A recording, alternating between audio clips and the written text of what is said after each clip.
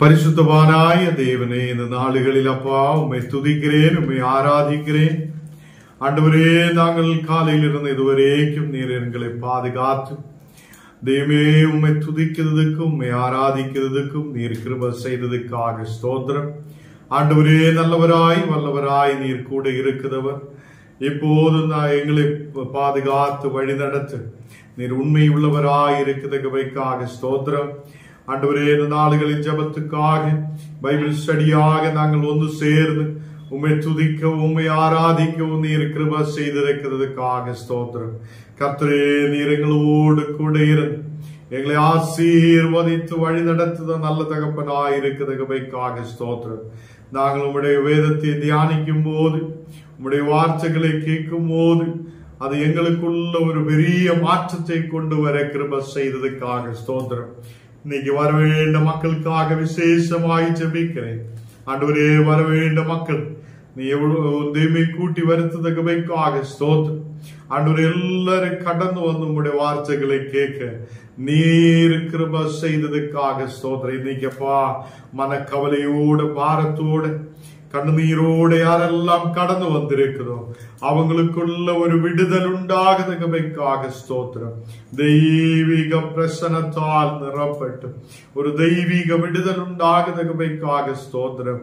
ஆண்டவரே, அநேக தேவைகளோட கடந்து வந்திருக்கிற மக்கள் உண்டு. அவங்களுக்குள்ள ஒரு சமாதானத்தை கொண்டு நிரப்பி தேவங்கள் சந்திக்கப்பட்டு ஆசீர்வாதத்தோட இருக்க நீர் கிருபை செய்யும். இன்னைக்கு இந்த பைபிள் ஸ்டடியில் கடந்து வந்திருக்கிற ஓரோ மக்களையும் நீர் ஆயத்தப்படுத்தி பலப்படுத்தி வழி நடத்துவதற்காக ஸ்தோத்திரம். எங்களோடு நீர் பேசும். உமது பிரசனம் எங்களோடு கூட இருக்கட்டும். இயேசுவின் நாமத்தில் தனவிதாவே, ஆமேன், ஆமேன். கர்த்தர் நம்மோடு கூட இருக்கிறார். இந்த நாளுகளில் கொஞ்சம் பேராய் நாம் தேவனுடைய பாதத்தில் அமர்ந்திருக்க தேவன் நமக்கு கிருபை செய்திருக்கிறார். அவர் உண்மையான தேவனும் நம்மை ஆசீர்வதிக்கிறவருமாய் இருக்கிறார். இந்த நாளுகளில் யூடியூபிலூட எங்களை பார்க்குதா கர்த்தருடைய பிள்ளைகளை உங்களை தேவன் ஆசீர்வதிப்பார். வசனங்கள் நாம் இப்போ 1 கொரிந்தியர் 1ஆம் அதிகாரத்திலிருந்து நாம் வாசிச்சு வசனங்களை படிக்கிறார். ஆண்டவர் நம்மோடு கூட இருந்து நம்மையும் நம்ம குடும்பங்களையும் ஆசீர்வதிப்பார். இந்த நாளுகளில் தெய்வீக பிரசனத்தால் தெய்வீக கிருபைகளால் அவர் நம்மை நிரப்புத தேவன். போன நாளுகளில் நாம் வாசிச்சிருக்கிறார். நேற்று தினத்தில் அதே 1 கொரிந்தியர் 1ஆம் அதிகாரம் അതിന്റെ 14, 15, 16, 17 வசனங்களில் நாம் அதனை மேலோட்டமாக நாம் வாசிச்சு பார்த்திருக்கிறார். இன்றைக்கு நாம் வசனத்திலிருந்து நாம் தியானிக்கிறதுக்காக ஒரு வசனத்தை நாம் எடுக்கலாம். 1 கொரிந்தியர்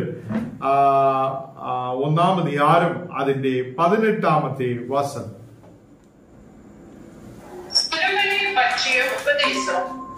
கெட்டு போகிறவர்களுக்கு பைத்தியமா இருக்கிறது, ரட்சிக்கப்படுகிறவர்களுக்கும் அது தேவ பலனா இருக்கிறது. இங்க நாம் வசனத்தில் வாசிக்கும் போது சிலுவையில் வசனம் அது கெட்டு போவதற்கு அது பைத்தியமாய் தோன்றுகிறது, பைத்தியமாய் இருக்கிறது. அது கெட்டு போகுதா ஒரு கொஞ்சம் பேரும், நல்ல வழிக்கு திரும்புதா கொஞ்சம் பேரும் இந்த உலகத்தில் இருக்கிறார். கர்த்தருடைய பிள்ளைகளே, இந்த நாளுகளில் நமக்கு இங்கே பார்க்க முடிகிறார். அது சிலுவையின் வசனம் அது கெட்டு போகுதவங்களுக்கு அது ரொம்ப அதை பைத்தியமாய் தோன்றுகிறார். நிறைய பேர் சொல்லுவோம், ஏன் காலையில் எழும்பி ஜெபிக்கணும், ஏன் தேவனுக்காக இருக்கணும், ஏன் தேவனையே தேடணும், ஆராதனைக்கு ஏன் கடந்து செல்லணும், இந்த மாதிரி நிலை கேள்விகள் எழுப்பி நிறைய மக்கள் வரும். அவங்க இனி உள்ளவங்களை கூட நாசத்திலேக்கு கொண்டு போவதற்காக, இனி உள்ளவங்களை கூட கெட்டு போவதற்காக வழிகாட்டுவதற்காக நிறைய பேர் வருகிறார். கர்த்தருடைய பிள்ளைகளே, சிலுவையின் வசனம் சில பேருக்கு அது கெட்டு போகுதவங்களுக்கு அது பைத்தியமாய் தோணுது. நிறைய பேர் சொல்லும் இது பைத்தியமா இருக்குது, அவங்களுக்கு பைத்தியம் பிடிச்சிருக்கிறார், இல்லைன்னு ஏன் இந்த மாதிரி சிலுவையின் வசனத்தை எடுத்து அதை ஏன் இப்படி முன்னாடி போனோம் என்று யோசிக்கும். இங்கே சிலுவையின் வசனம் அது ரட்சிக்கப்படுத நமக்கோ தெய்வீக பக்தி உருவாகிறார், தேவனுடைய சக்தி நமக்கு உருவாகப்படுகிறார். கர்த்தருடைய பிள்ளைகளே, ஒரு வட்டி கூட அந்த வசனம் வாசிக்கலாம், ஒரு வட்டி கூட வசனம் வாசிக்கலாம். சிலுவையை பற்றிய பற்றிய உபதேசம் சிலுவையை பற்றியுள்ள உபதேசம் கெட்டு போகிறவர்களுக்கு பைத்தியமாய் இருக்கிறது. கெட்டு போவதவங்களுக்கு பைத்தியமாய் இருக்கிறது. ரட்சிக்கப்படுகிறவர்களுக்கோ அது தேவ பலனாய் இருக்கிறது. அது தேவ பலனாய் இருக்கிறது. நமக்கு தேவ பலனாய் இருக்கிறது. சிலுவையின் வசனத்தின் உபதேசம், அதே சிலுவையின் வசனத்துடைய போதனை இல்லைன்னா சிலுவையின் வசனம் அது நமக்கு ஒரு பலனாய் இருக்கிறது, தெய்வீக பலனாய் இருக்கிறது. கர்த்தருடைய பிள்ளைகளை இந்த நாள்களில் நாம் சிலுவையின் வசனத்திலுடைய என்ன அர்த்தமாக்குறார் என்றால், சிலுவையில் அறையப்பட்ட கிறிஸ்துவை நாம் பிரசங்கிக்கிறார். சிலுவையில் அறையப்பட்ட கிறிஸ்து இந்த நாளுகளில் அதை அவர் வராது இருந்ததால், அவர் சிலுவையில் அறையப்படாது இருந்ததால் இன்னைக்கு இந்த சுவிசேஷம் உலகம் முழுவதும் அதை சொல்லதுக்கு முடியாது இருக்கும். சிலுவையில் அறையப்பட்ட கிறிஸ்துவை நாம் உயர்த்துகிறார். சிலுவையில் அறையப்பட்ட கிறிஸ்துவுடைய அந்த வசனங்களை நாம் அறிவிக்கிறார். இன்னைக்கு எனக்கும் உங்களுக்கும் சிலுவையின் வசனம் அது தேவ பக்தியை உருவாக்குறதா இருக்கிறது. அல்லேலூயா. இந்த நாள்களில் தேவ பக்தியை உருவாக்குதா ஒரு வசனம், அதை சிலுவையின் வசனமாய் இருக்கிறது. நாம் எப்படிப்பட்ட மக்களுமாய் இருக்கட்டும், நம்முடைய நிலங்கள் எப்படி இருக்கட்டும், செல்வங்கள் அநேகமாய் இருக்கட்டும், இல்லைன்னா கம்மியா இருக்கட்டும், நாம் சிலுவையை பற்றி உள்ள விசுவாசம், சிலுவையின் வசனத்தை நாம் ஆதாரமாக்கி முன்னாடி கடந்து செல்லும் போது நமக்கு அது தேவனுடைய பலம், தேவ பலம் நமக்கு உண்டாகுது. அல்லேலூயா. அநேகர் நம்மை பார்த்து சொல்லலாம், இவங்களுக்கு பைத்தியமா இருக்கிறது, ஏன் காலையில இருந்து நைட்டு வரைக்கும் ஆராதனைக்கு போகிறார், ஏன் ஜெபிக்கிறார் என்னெல்லாம் அநேகர் சொல்லி இவங்களுக்கு பைத்தியம் பிடிச்சிருக்கும் என்னெல்லாம் சொல்லலாம். என்னால் கூட கெட்டு போகுதவங்களுக்கு பைத்தியமா இருக்கும், நமக்கோ அது பைத்தியம் அல்ல, நமக்கு அது தேவ பலனாய் இருக்கிறது. தேவனோட பிள்ளைகளே, அதிന്റെ 17ஆம் வசனம் நாம் வாசிக்கலாம். 17ஆம் வசனம்.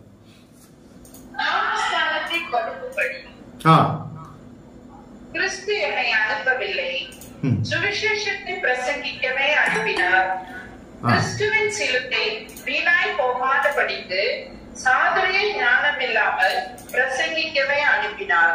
அது கிறிஸ்துவின் சிலுவையின் வசனத்தை அதை நாம் எப்படி அறிவிக்கிறார்? வாக்கினாலே உண்டாகுத ஏதோ பெருமையான வாக்குகளை வைத்து அல்ல, நாம் தேவனுடைய பக்தியோட, தேவனுடைய விசுவாசத்தோட இந்த சிலுவையின் வசனத்தை நாம் அறிவிக்கிறார். கர்த்தருடைய பிள்ளைகளை, இந்த நாளுகளில் சுவிசேஷத்தை அறிவிக்கிறதுக்காக அப்போஸ்தலனாகிய பவுல் அதை முன்னாடி கடந்து வருகிறார். அவர் சொல்லுகிறார், ஞானஸ்நானம் கொடுப்பதற்காக அங்கே இங்கே அலையுத ஆளு கிடையாது, ஞானஸ்நானம் கொடுக்கிறதுக்காக ஓடி நடக்கிறது ஆளு கிடையாது. ஏன் அப்படி சொல்லி இருக்கிறார் என்றால், அவர் அங்கே சொல்லப்படுது, என்னுடைய டியூட்டி என்ன, எனக்கு கர்த்தர் கொடுத்திருக்கிறது என்ன, ஞான் எதுக்காக இந்த உலகத்தில் வந்திருக்கிறார் என்னதினை பற்றி அங்கே அப்போஸ்தலனாகிய பவுல் எடுத்து சொல்லுகிறார். கர்த்தருடைய பிள்ளைகளே, நாம் சில வசனங்கள் நாம் எடுத்து பார்க்கலாம். இங்கே நமக்கு வசனத்திலிருந்து தியானிக்கும் போது அப்போஸ்தலர்கள் 18ஆம் அதிகாரம், அப்போஸ்தலர்கள் 18ஆம் அதிகாரம் அதில் 24 நாம் வாசிக்கலாம். அப்போஸ்தலர்கள் 18ஆம் அதிகாரம் அதில் 24ஆம் வசனம். அப்பொழுது அலெக்சாந்திரியா பட்டணத்தில் சாதுரியவானும் வேதாகமங்களில் வல்லவனுமான அப்போல்லோ என்னும் பேர் கொண்ட ஒரு யூதன் எபேசு பட்டணத்திற்கு வந்தான். அங்கே அப்போல்லோ எபேசோஸ் என்று சொல்லுத ஒரு இடத்தில் ஒரு யூதனாய் இருக்கிறவன் அவன் கடந்து வருகிறார் என்று நமக்கு காணப்படுகிறார். 25ஆம் வசனம் வாசிக்கலாம். அவன் கர்த்தருடைய மார்க்கத்திலே உபதேசிக்கப்பட்டு யோவான் கொடுத்த ஸ்நானத்தை மாத்திரம் அறிந்தவனாய் இருந்து. இந்த அப்போலோஸ் எப்படிப்பட்ட மகனாய் இருந்திருக்கிறார்? அவர் யூதனுடைய மதத்தை சார்ந்தவராய் இருந்திருக்கிறார், அதிலிருந்து ரட்சிக்கப்பட்டு வந்திருக்கிறார். இப்போ அவருக்குள்ள இருக்கிற ஞானஸ்நானம் என்ன? யோவான் ஸ்நாபகன் வந்து கொடுக்கிற, யோவான் வந்து கொடுக்கிற ஞானஸ்நானம் தான் அவர் பெற்றுக் கொண்டிருக்கிறார் என்று இங்கே காணப்படுகிறார். அப்போ ஒன்று அவர் ரட்சிக்கப்பட்டிருக்கிறார், அவர் இப்ப தேவனுடைய வார்த்தைகளை அறிவிக்கிற ஒரு பிள்ளையாயிருக்கிறார். அப்பல்லோ எப்படிப்பட்ட ஆளு? அவர் யூதனாய் இருந்தவர். அவர் தேவனுடைய வசனத்தை கேட்டு இயேசுவை பற்றியுள்ள விசுவாசத்துக்குள்ள வந்திருக்கிறார். இப்போ ரட்சிக்கப்பட்டிருக்கும் போதும் அவர் ஞானஸ்நானம் யோவானில் இருந்ததா எடுத்திருக்கிறார் என்று நாம் பார்க்கிறார். அதுக்கு கீழே வாசிக்கலாம் வாசனம்.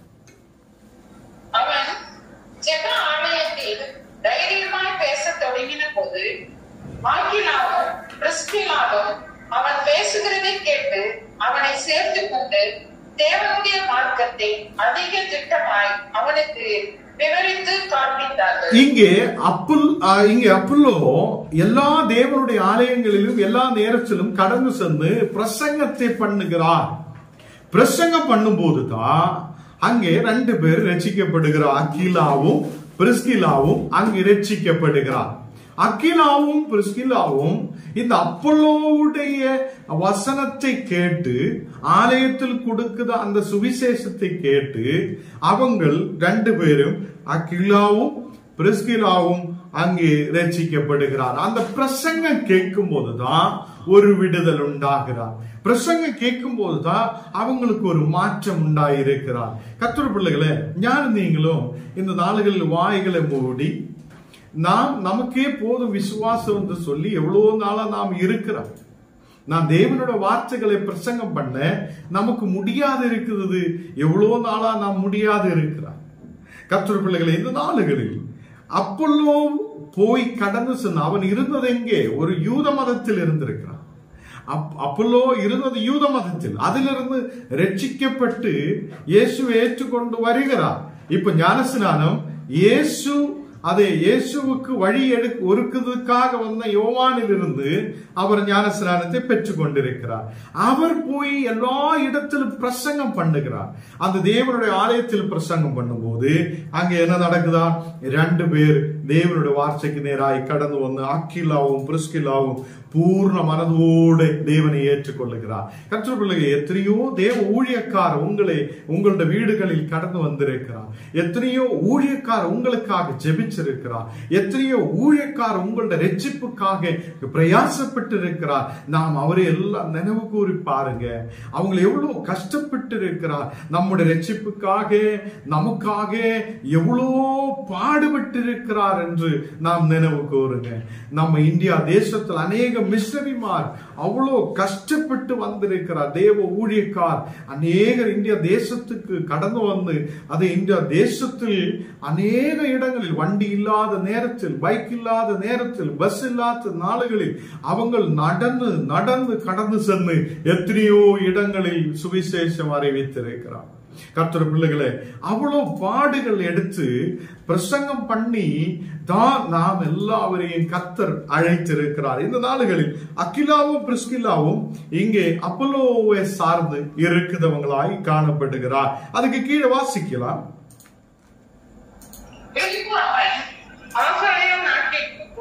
போக வேண்டும் என்று இருக்கையில் சீஷர்கள் அவனை ஏற்றுக்கொள்ளும்படி சகோதரர் அவர்களுக்கு எழுதினார்கள்.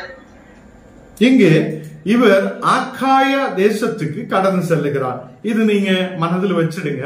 இந்த ஆக்காய தேசத்தில் அதை அவன் கடந்து செல்லுவதை நாம் பார்க்கிறார். 28ஆம் வசனம் கூட வாசி முடிக்கலாம். இந்த இடத்துல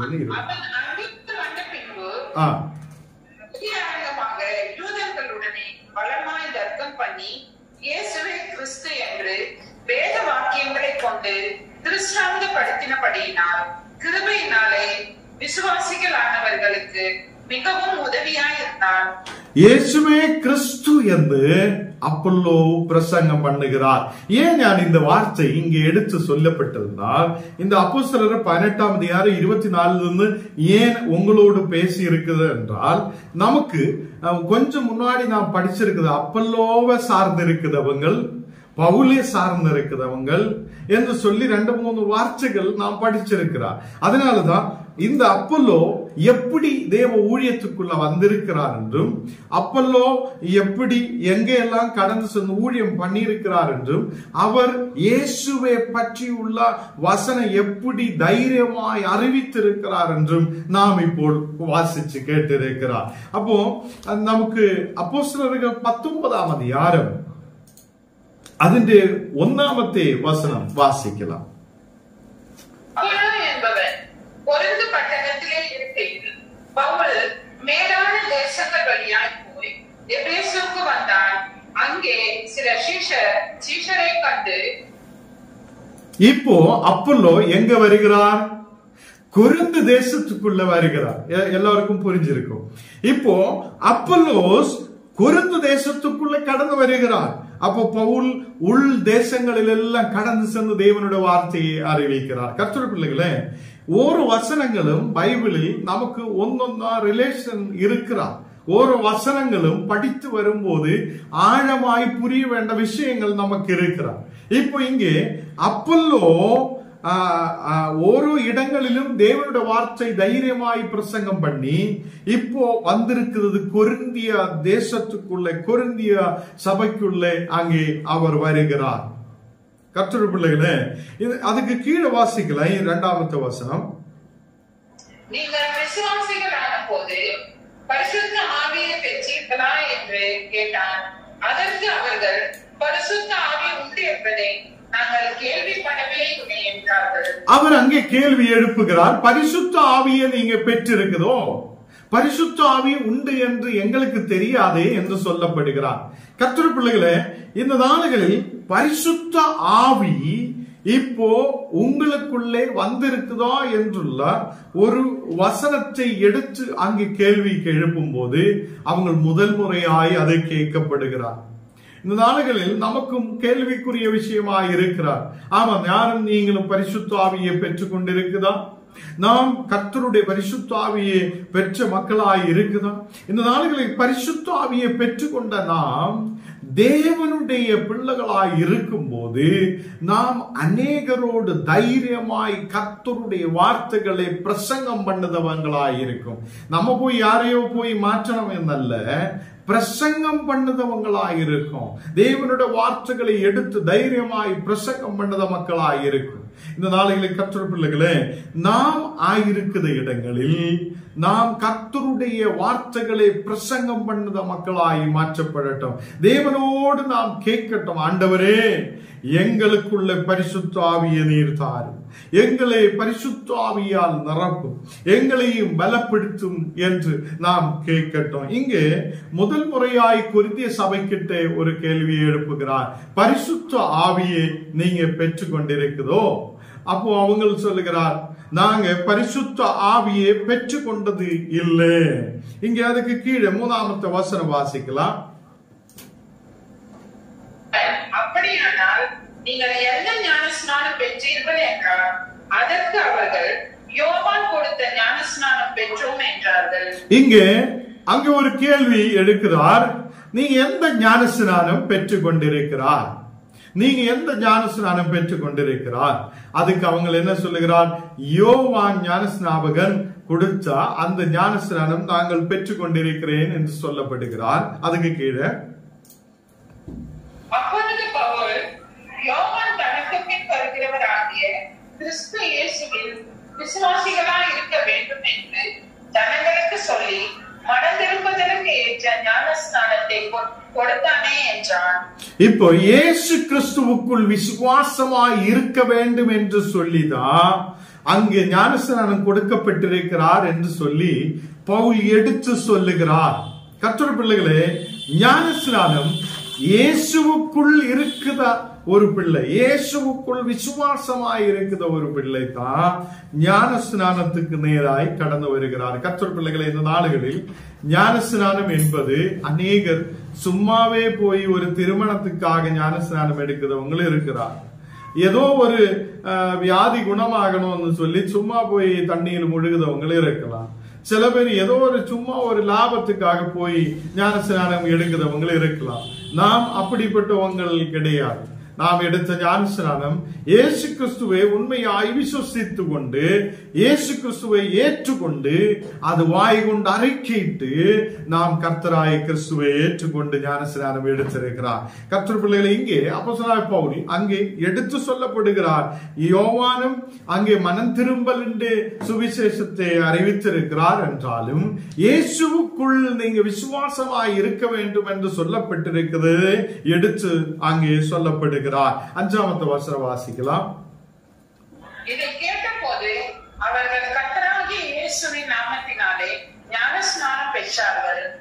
இங்கே இந்த வார்த்தை கேட்கும் போதே மக்கள் இயேசு கிறிஸ்துவின் நாமத்தினாலே அதை ஞானஸ்நானத்தை பெற்றுக் கொள்ளுகிறார். ஞானஸ்நானத்துக்கு அவ்வளவு மதிப்பு இருக்கிறார். ஞானஸ்நானத்துக்கு அவ்வளவு விசுவாசம் நமக்கு இருக்கிறார். அங்கே உள்ள மக்கள் எல்லாரும் அந்த பிரசங்கம் என்ன, நீங்க எப்படிப்பட்ட ஞானஸ்நானம் எடுத்தீர்களோ என்று சொல்லி அந்த கேள்வி எழுப்பி அவங்களை புரிய வைக்கும் போதே அங்கே இருந்த மக்கள் இயேசு கிறிஸ்துவின் நாமத்தில் ஸ்நானம் ஏற்கிறார். கர்த்தர் பிள்ளைகளே, இந்த நாடுகளில் நாம் பிரசங்கம் பண்ணும் போதுதான், நாம் தேவனுடைய வார்த்தைகளை அறிவிக்கும் போதுதான் அநேகர் அது கேட்பார்கள். நாம் வாய்களை துறக்காமல் இருக்கிறதுனா யாரும் அது கேட்க மாட்டேன், மனம் திரும்பலுக்குள்ளே வர மாட்டேன். இந்த நாடுகளில் நீங்கள் வாஞ்சையோட கடந்து வந்திருக்கிறார். நீங்க வாஞ்சையோட தேவனுடைய வார்த்தை கேட்கிறதுக்காக கடந்து வந்திருக்கிறார். உங்களுக்குள்ளே ஒரு வாஞ்சை உருவாகட்டும். ஆண்டவரே, ஞானம் நாளையிலிருந்து ஞானம் தேவனுடைய வார்த்தைகளை சொல்லுதவங்களாய், தேவனுடைய வசனத்தை எடுத்து சொல்லுதவங்களாய். சில பேருக்கு வசனம் அவ்வளவு நேரம் சொல்ல முடியல கூட அப்போஸ்தலனாகிய பவுல் கேட்ட மாதிரி நீங்க எப்படிப்பட்ட விசுவாசத்துக்குள்ள இருக்கிறார், நீங்க பரிசுத்த ஆவியை பெற்றுக் கொண்டிருக்கிறார்களா அந்த சொல்லி 2-3 கேள்வி எழுப்பும் போதே மக்கள் மனம் திரும்பலுக்குள்ள வருவதை பார்க்கிறார். இப்படிப்பட்ட சில ஊழியங்களை செய்ய கர்த்தர் நம்மை அழைக்கிறார். கர்த்தர் பிள்ளைகளே, இங்கே அப்போஸ்தலனாகிய பவுல் சொல்லுகிறார், நீங்க இயேசு கிறிஸ்துவின் நாமத்தினாலே தான் விசுவசித்து ஸ்நானம் ஏற்க வேண்டும். ஏதோ ஒரு சபையுடைய பேரில் அல்ல, ஏதோ ஒரு ஊழியக்காரன் பேரில் அல்ல, ஏதோ இந்த உலகத்தில் ஏதோ ஒரு பொருளின் பேரில் அல்ல, ஏதோ ஒரு லாபத்துக்காக தண்ணீர் கிடைக்கும், ஏதோ ஒரு மாவு கிடைக்கும், ஏதோ எண்ணெய் கிடைக்கும், சோப்பு கிடைக்கும், ஏதோ சாப்பாடு கிடைக்கும் என்று சொல்லி நம்ம ஞானஸ்நானம் எடுத்தது அல்ல. நாம் விசுவசித்து ஞானஸ்நானத்துக்குள்ளே கடந்து வந்திருக்கிறார். விசுவசித்து ஞானஸ்நானம் எடுத்தவன் ஒரு நாள் அசைவுக்குள்ள வராது. அசைக்கப்பட முடியாத அளவில் கர்த்தர் நம்மை பலப்படுத்தி இருக்கிறார். தேவனுடைய பிள்ளைகளே, என்னையும் உங்களையும் பலப்படுத்திய தேவன் உண்டு. எனக்கும் உங்களுக்கும் அதை ஒரு விசுவாசத்தை கொடுத்தவனாய தேவன் உண்டு. அவன் நம்மை நடத்துவார், அவன் நம்மை பலப்படுத்துவார், அவன் நம்மை ஸ்திரப்படுத்தி வழி நடத்துத தேவனாய் இருக்கிறது. அதனால எந்த மனிதனும் நம்மை இந்த விசுவாசத்திலிருந்து பிரிக்க முடியவே முடியாது. அதுக்கு கீழே உள்ள வசனம் வாசிக்கலாம். இதை கேட்டபோது அவர்கள் கர்த்தராகிய இயேசுவின் நாமத்தினாலே ஞானஸ்நானம் பெற்றார்கள். அல்லாமலோ பவுல் அவர்கள் மேல் கைகளை வைத்த போது பரிசுத்த ஆவி அவர்கள் மேல் வந்தார். அப்பொழுது அவர்கள் அந்நிய பாஷைகளை பேச தீர்க்கதரிசனம் சொன்னார்கள். இங்கே பவுலோஸ் அப்போஸ்தலன் அவருடைய மேல் கைகளை வைக்கிறார். ஒரு ஊழியக்காரன் அவங்களோட மேல் கைகளை வைக்கும் போதே அவங்கள் பரிசுத்த ஆவியை பெற்றுக் கொள்ளுகிறார். இந்த நாடுகளில் அநேகர் கைகளை வைக்கிறதுக்கே தயங்கி கொண்டிருக்கும். சில பேர் பரிசுத்த ஆவியுடைய வரங்களை அதை கொடுக்கிறதுக்காக ஜெபிக்கிறதுக்கே கொஞ்சம் தயக்கமா இருக்கும். சில பேர் சில விசுவாசிகள் அதை பெற்றுக் கொள்வதற்கு கூட பயப்பட்டு இருக்கும். தேவனுடைய பிள்ளைகளை, இங்கே விசுவாசத்தில் முதல் முறையாய் வருத மக்கள் அவங்கள் பரிசுத்த ஆவியை பெற்றுக் கொள்ளுகிறார். எப்படி பெற்றுக் கொள்ளுகிறார்? பவுலோஸ் அப்போஸ்தலனுடைய கரங்களை அவங்களோட மேல் வைக்கிறார். அவங்களோட மேல் கரங்களை வைக்கும் போது அவங்க பரிசுத்த ஆவியை பெற்றுக் கொள்ளுகிறார். அங்கே அந்நிய பாஷைகளில் அவங்கள் பேச ஆரம்பிக்கிறார். அந்நிய பாஷைகளில் பேசுகிறார். தீர்க்க தரிசனங்கள் சொல்லுகிறார். இன்னைக்கு என்ன கேட்கிற கர்த்தர் பிள்ளைகளை, உங்களோட மேல் ஊழியக்கார கைகளை வைக்கும் போது அந்நிய பாஷைகளால் நீங்க நிறைவுபடட்டும். உங்களோட மேல் கரங்களை வைக்கும் போது நீங்க அநேக தீர்க்க தரிசனங்கள் சொல்லுதவங்களாய் மாற்றப்படட்டும். உங்களுக்குள்ள பரிசுத்த ஆவி இறங்கி வரட்டும். இதிலிருந்து ஜெபிக்கட்டும். ஆண்டவரே, நீர் எங்களையும் பலப்படுத்துங்க ஆண்டவரே என்று சொல்லி நாம் கேட்கட்டும். அதே மாதிரி இங்க 7ஆம் வசனத்தில் வாசிக்கலாம்.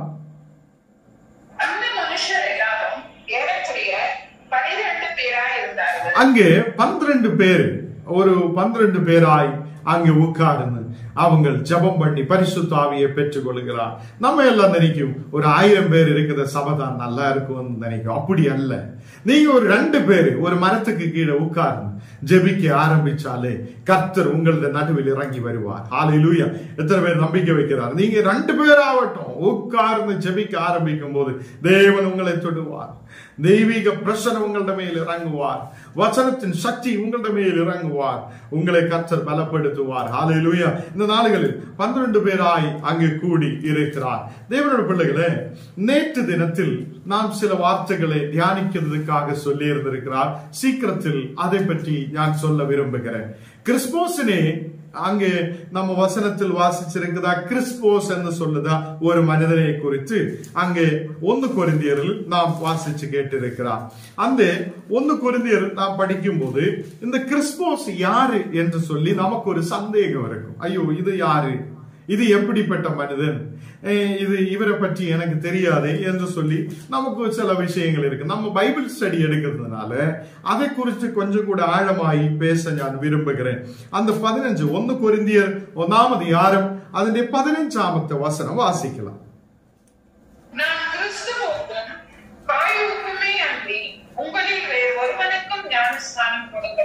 இங்க கிறிஸ்போஸ் என்று சொல்லுதா ஒருவனே நமக்கு தெரியும்.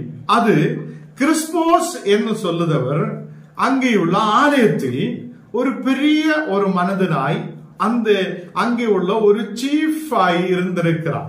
அப்போ இந்த சினகோகுன்னு சொல்லும். அன்னைக்கு இருக்கிற ஆலயங்களுக்கு பேரு சினகோகு.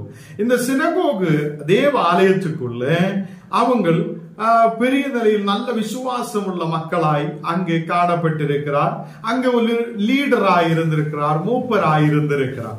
கர்த்தர் பிள்ளைகளே, இவங்களும் இந்த கிறிஸ்போஸும் அவங்களோட குடும்பமும் விசுவாசத்துக்குள்ள வந்திருந்திருக்கிறார்.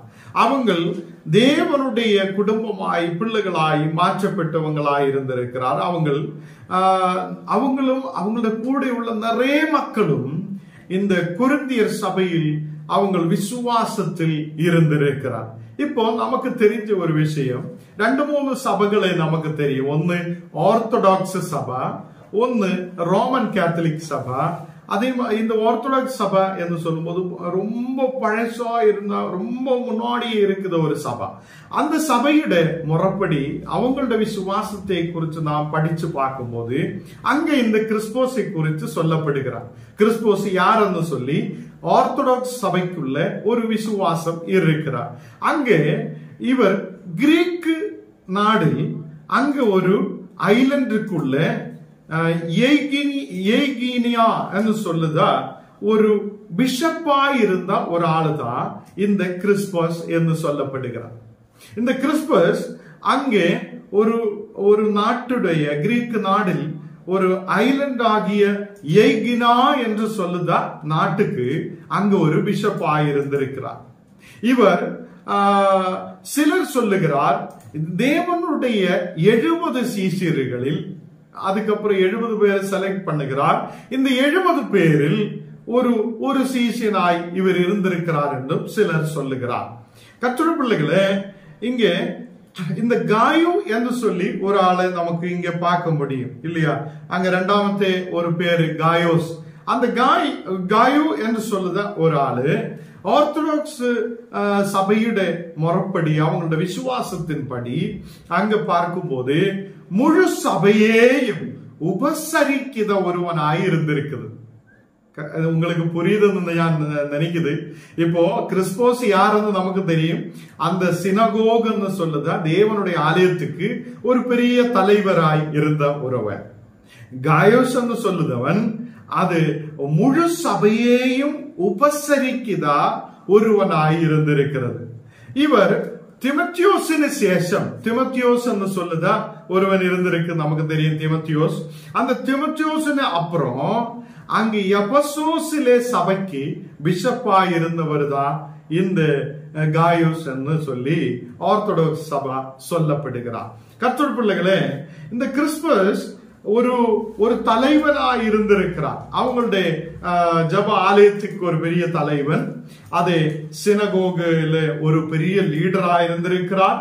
அதே மாதிரி அவங்களுடைய வீட்டார் முழுவதும் தேவனுடைய வார்த்தைகளை கேட்டு கர்த்தருக்கு பயந்து விசுவாசத்தோட தேவனுடைய பிள்ளையாய் இருந்திருக்கிறார். இங்கே அப்போஸ்தலனாகிய பவுல் அங்கே அப்போஸ்தலனாகிய பவுல் இவங்களுடைய வீட்டுக்குள்ளே தங்கி இருந்திருக்கிறார் என்றும் சொல்லப்படுகிறார். இங்க நமக்கு ஒரு வசனம் வாசிக்கலாம். அப்போஸ்தலர் 18ஆம் அதிகாரம் அதில் 8ஆம் வசனம்.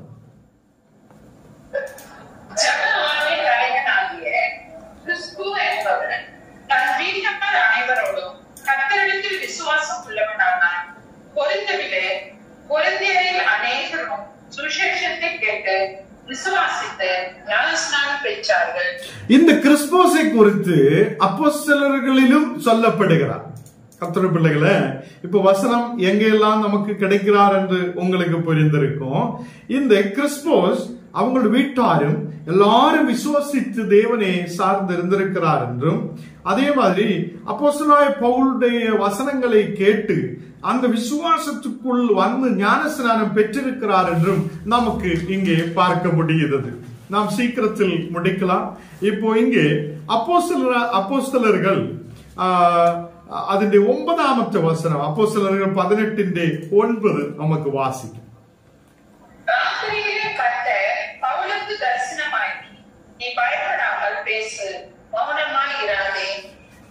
நீ பயப்படாதே பேசு, மௌனமாய் இராதே.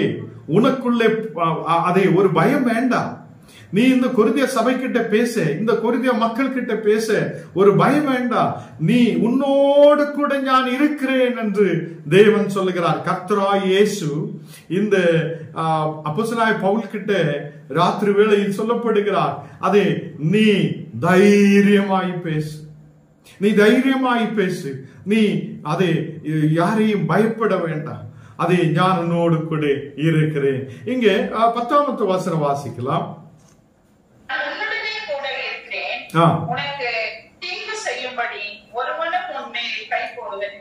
உனக்கு தீமை செய்ததுக்காக ஒருவனும் உனக்கு எதிர்த்து நிற்க முடியாது என்று அங்கே காணப்படுகிறார். அப்போ இந்த ஜெப ஆலயத்திலே தலைவனாயிருக்குத கிறிஸ்துமஸ் கூட அப்போஸ்தலனாகிய பவுல் அங்கே இருந்திருக்கிறது அப்போஸ்தலர்களில் நமக்கு பார்க்க முடிகிறார். கர்த்தர் பிள்ளைகளே, நாம் இப்போ கிறிஸ்துமஸை பற்றி எல்லாம் தியானிச்சிருக்கிறார், பார்த்திருக்கிறார். அவர் யார் என்று நமக்கு புரிந்திருக்கிறார். இந்த நாடுகளில் கயோஸ் யார் என்று கேட்டால், அவர் அப்போஸ்தலனாகிய பவுலே அவருடைய வீட்டில் தங்க வச்சிருக்கிறார். அப்போஸ்தலனாகிய பவுலே இந்த காயோஸ் அவருடைய வீட்டில் தங்க வச்சிருக்கிறார் என்றும், அதே அவரு அங்கே அப்போஸ்தலனாகிய பவுல் இந்த காயோஸ் வீட்டில் தங்கி இருந்து ரோமர் நிரூபம் அவருடைய வீட்டில் வைத்துதான் எழுதப்பட்டிருக்கிறார் என்றும் நமக்கு படிக்கும் போது கிடைக்கிறார். கர்த்தர் பிள்ளைகளே, இந்த காயோஸோட வீடு அவ்வளோ பெருமையான வீடு. எப்படி என்றால், அப்போஸ்தலனாகிய பவுல் தங்கி இருக்கிற ஒரு வீடு. தேவனுடைய ஊழியக்கார் உங்களோட வீடுகளில் வந்து தங்கி இருக்கும் போது எவ்வளோ நிறைய பேர் பெருமையாய் அதை எடுக்கும். அதே மாதிரி காயோஸோட வீட்டுக்குள்ளே அப்போஸ்தலனாகிய பவுல் வந்து தங்கி இருக்கிறார். அங்கே உட்கார்ந்து அந்த நிரூபத்தை, ரோமர் நிரூபத்தை எழுதுகிறார். எவ்வளவு பெருமையான விஷயம். அப்போ அங்கே இந்த இவருக்கு தங்கி இருப்பதற்கும் அவரை உபசரிக்கிறதுக்கும் அவரை பார்க்கிறதுக்குமாக காயோஸும் அவருடைய குடும்பங்களும் அவங்களுடைய கூட இருந்திருக்கிறார். அப்போ அப்போஸ்தலனாகிய பவுல் எப்போதும் வசனத்தை சொல்லி இவங்களை பலப்படுத்தி கொண்டிருந்திருக்கிறார். வசனத்தில் வாசிக்கலாம். ரோமர் 16ஆம் அதிகாரம் അതിന്റെ 23ാമത്തെ വസനം. ரோமர் 16 അതിന്റെ 23ാമത്തെ വസനം.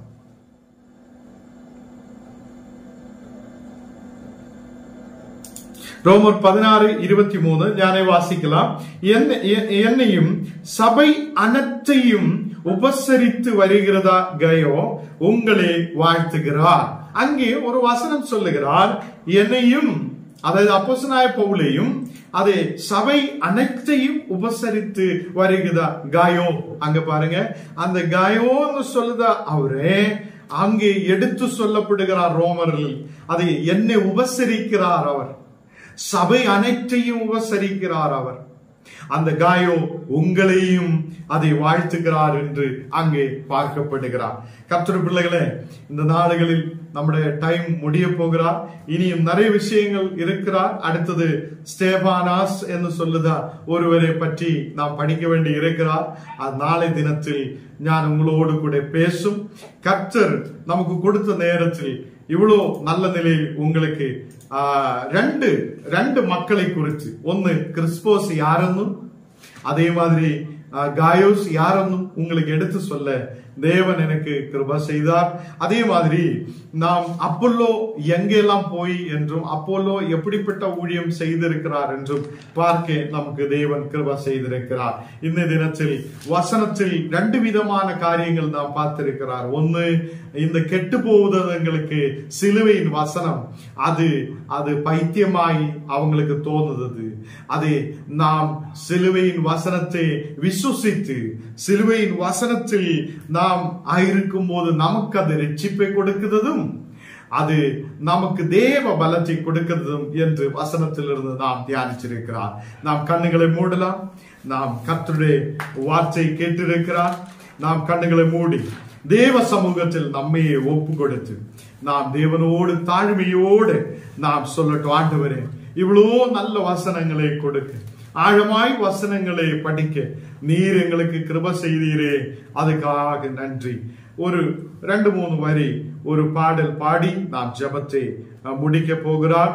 தம் கிருபையே பெரிதல்லோ என் ஜீவனிலும் அதே இம்மட்டும் காத்ததுவே இன்னும் தேவை கிருபை தாருமே, இன்னும் தேவை கிருபை தாருமே, இன்னும் தேவை கிருபை தாருமே. ஆண்டவரே, இந்த ராத்திரி காலத்து உம்முடைய வார்த்தைகளை கேட்க நீர் கிருபை செய்ததுக்காக ஸ்தோத்திரம்.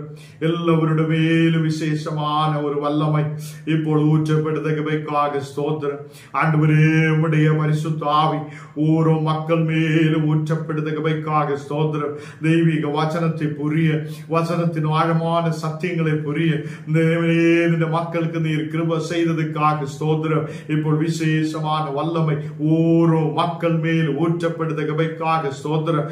விசேஷமாக ஆண்டவரே, இன்னைக்கு வந்திருக்கிற எல்லா மக்களுக்காக ஜெபிக்கிறேன். ஓரோ மக்களையும் நீர் பலப்படுத்துவதற்காக ஸ்தோத்திரம். குடும்பங்களில் சமாதானம் உண்டாகட்டும், குடும்பங்களில் ஆரோக்கியம் உண்டாகட்டும், குடும்பங்களில் ஒரு விடுதல் உண்டாகட்டும்.